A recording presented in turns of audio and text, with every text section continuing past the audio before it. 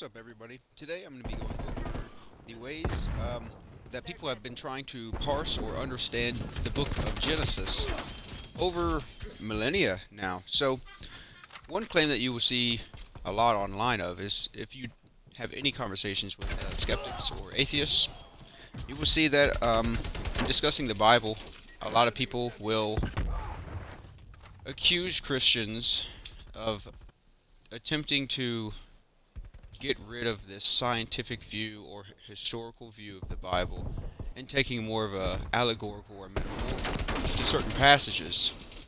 And they would simply just claim that, well, these Christians changed the passage because they know it's not scientifically true. So what I'm going to be doing today is I'm going to be looking over how people from antiquity have tried to understand the Bible and whether or not this claim by atheists that I just mentioned is true. So, obviously, when looking at fundamentalists, even in today's world, they have obviously always tried to take the text completely literally. If you were to take the likes of people like Ken Ham or Kent Hovitt as the biggest people within this field or this view, but we have to look at people from Eastern Orthodoxy, and there was a lot of Protestants who also did not take a completely literal view of the Bible, and I'm specifically going over the book of Genesis at the moment. So some examples of the literal view of antiquity would be people like Basil the Great, Gregory the theologian, John Chrysostom, and Ephraim the Syrian. However, there was just as many taking a allegorical approach to Genesis. So let's start with Irenaeus, who details in his work Against Heresies, which was written in the mid-second century. He says, quote, "From this it is clear that the Lord suffered death in obedience to his Father upon that day on which Adam died, while he disobeyed God. Now he died on the same day in which he did eat." End quote. So as we see here, he's trying to take like a very symbolic view of Genesis. He's basically viewing the Adam and Eve story as a allegory to Jesus and everything that Jesus did. So he says, in this paragraph, showing that the sixth day of creation is also granting a new creation by the passion of Jesus. He uses Adam and Eve as a very allegory, again, as I just stated earlier, about how to explain the story of Jesus, as in this view that's being described in Genesis 2 and 3 with Adam and Eve, is an allegory to get you to understand what the Messiah would be doing. Moving along to others, we see Origen, who claimed to understand the Bible. If you were to understand the Bible, you had to know its allegories. So without understanding the allegories, according to him, you had to understand this basic idea of how to see not literal truths, but allegorical truths within the text.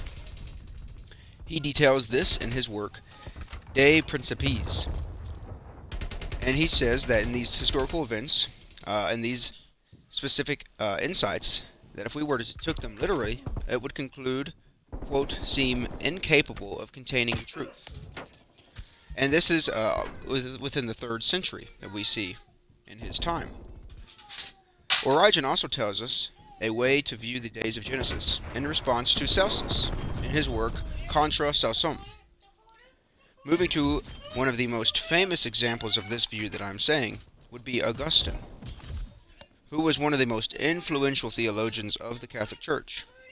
In his writings, The Literal Interpretation of Genesis, he argues not a 6-day creation, but a spontaneous creation. He tells us that the 6 days are a framework, not a literal time frame.